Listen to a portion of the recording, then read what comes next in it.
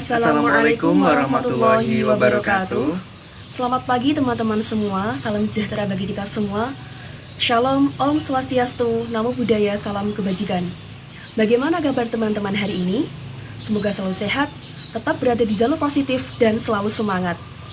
Kami dari kelompok 9 akan memaparkan sebuah relativisme budaya. Perkenalkan, nama saya Ahmad Febrisan 057. Dan saya Adik Romiati, NIM 034. Nah teman-teman, pada pembahasan mengenai teori relativisme budaya, ada 3 poin yang perlu teman-teman ketahui. Yang pertama, biografi tokoh. Yang kedua, pemaparan terkait teori relativisme budaya. Dan yang ketiga, contoh penerapan dalam kehidupan sehari-hari. Simak terus videonya ya, enjoy! Teman-teman tahu nggak sih siapa yang jadi tokoh pelopor dari teori relativisme budaya? Jadi teori relativisme budaya dipelopori oleh Franz Boas. Franz Boas sendiri lahir di Meiden, Jerman 9 Juli 1858 dan meninggal di New York, Amerika Serikat pada 22 Desember 1942. Dikenal sebagai Bapak Antropologi Amerika dengan teorinya relativisme budaya yang menyatakan bahwa semua budaya pada dasarnya sama, tetapi harus dipahami dalam istilah mereka sendiri.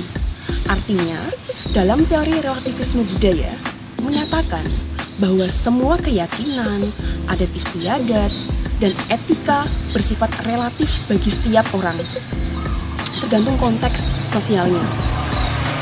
Dengan kata lain, benar atau salah bersifat kultur spesifik. Franz Boas sendiri sangat menikmati bidang geografi. Ia pernah menempuh studi di Universitas Kiel. Franz Boas menerima gelar doktor dalam fisika di Universitas Kiel pada tahun 1881. Franz Boas menulis sejumlah buku besar dan karya ilmiah yang mencakup semua bidang antropologi. Di antara terbitannya ada beberapa yang berhubungan dengan linguistik, teori etnologi, antropometri, cerita rakyat, masalah ras, dan hak sipil, dan juga masih banyak lagi. Nah, salah satu kontribusi dari Franz Boas sendiri yang paling penting adalah pandangan baru terhadap suatu budaya yang meninggalkan pemikiran umum tentang evolusi sosial linear. Sebagai gantinya, ia mengusulkan pandangan relativistik tentang perbedaan budaya. Hal ini menyebabkan para antropolog lebih berfokus pada kekhasan masing-masing masyarakat daripada membandingkan budayanya sendiri.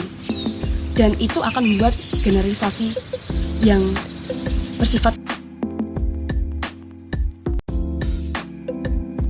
relativisme sebagai tesis ideologi menyatakan bahwa setiap budaya merupakan konfigurasi unik yang memiliki cita rasa khas dan gaya serta kemampuan tersendiri. Kaum relativis menyatakan bahwa suatu budaya harus diamati sebagai kebulatan yang tunggal dan hanya sebagai dirinya sendiri. Nah, pada pembahasan mengenai teori relativisme budaya ini, ada 5 poin yang perlu teman-teman ketahui. Yang pertama, latar historis adanya teori relativisme budaya. Secara teoritis, relativisme budaya didasarkan pada pemikiran bahwa perkembangan budaya tidak sama dari setiap wilayah di belahan bumi. Ada batas relatif antara budaya yang satu dengan budaya yang lain, meliputi lingkungan sosial, lingkungan fisik, dan perilaku manusia adalah sebuah sistem yang membentuk budaya seorang atau sekelompok orang. Yang kedua, relativisme budaya sebagai alat metodologis. Di antara Perang Dunia I dan Perang Dunia II, relativisme budaya menjadi alat bagi para antropologi Amerika untuk menolak klaim Barat tentang keuniversalan dan menyelamatkan berbagai kebudayaan non-Barat atau kebudayaan Timur. Hal itu difungsikan untuk mentransfer epistemologi Boas dalam pembelajaran metodologi. Boas dan para siswanya menyadari bahwa untuk melakukan penelitian ilmiah terhadap budaya lain, mereka perlu menggunakan metode yang dapat menolak mereka terlepas dari konsep dasar etnosentrisme itu sendiri. Yang ketiga, relativisme budaya dalam kajian pemikir modern. Di sini, tokoh yang berperan adalah Gilbert Herman. Gilbert Herman merupakan salah satu tokoh yang berpengaruh pada era modern saat ini, utamanya dalam memperkukuh ekstensi paham relativisme budaya, khususnya bidang moral sebagai bagian dari unsur budaya itu sendiri. Herman berupaya menampilkan relativisme budaya, utamanya relativisme moral, sebagai tesis logika.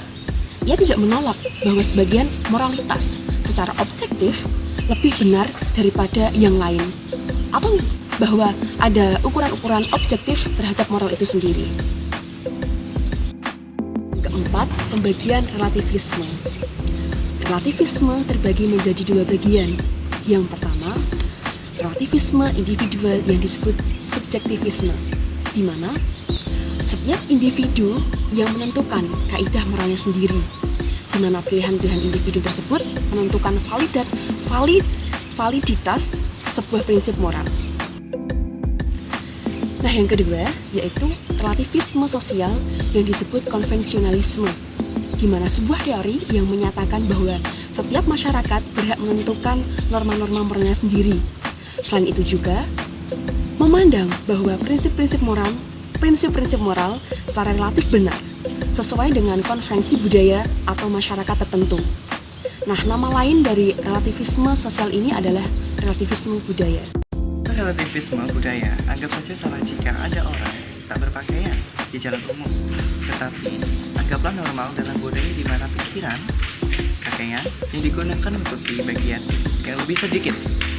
Saat kita berkunjung, ikuti aturan rumah yang kita kunjungi, meskipun itu berbeda dari yang mengatur rumah kita. Mengapa menganggap salah bahwa dalam masyarakat kita seseorang memiliki lebih dari satu pasangan, tetapi menerimanya dalam budaya di mana poligami adalah praktik yang diterima? Anggap saja wajar jika orang berhubungan intim sebelum menikah.